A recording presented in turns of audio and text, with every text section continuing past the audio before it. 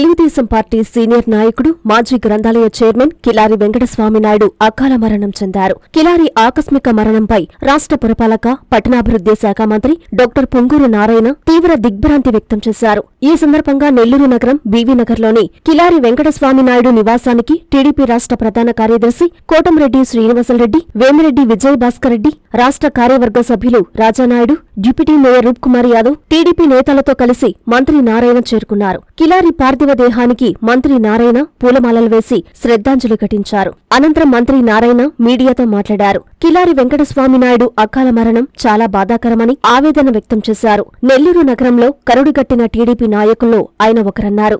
వెంకటస్వామి గారి యొక్క మరణం నిజంగా చాలా బాధాకరం. నేను ఈవినింగ్ 11 గంటల వరకు అందరితో మాట్లాడుతూ తెలుగుదేశం కార్యకర్తలతో ఉండి అన్ఎక్స్పెక్టెడ్గా హార్ట్ స్ట్రోక్తో చనిపోవడం జరిగింది. తెలుగుదేశంకి కరుడు కట్టిన కార్యకర్తల్లో వెంకటస్వామి గారు 2 సార్లు నెల్లూరు మున్సిపల్ కార్పొరేట్గా, వాళ్ళ మిసెస్ కూడా ఒకసారి కార్పొరేట్గా చేసింది. అన్నిటికంటే ముఖ్యంగా గ్రంథాలయ చైర్మన్గా చేయటం 2014-19 దాకా.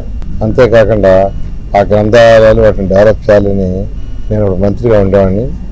నా దగ్గర రెగ్యులర్గా వచ్చి డిజిటల్ లైబ్రరీస్ వచ్చిన డెవలప్ చేయాలని ఎంతో పాకులాడి యాక్చువల్గా దానికోసం చాలా పాకులాడారు. కొంత డెవలప్మెంట్స్ కూడా చేశారు.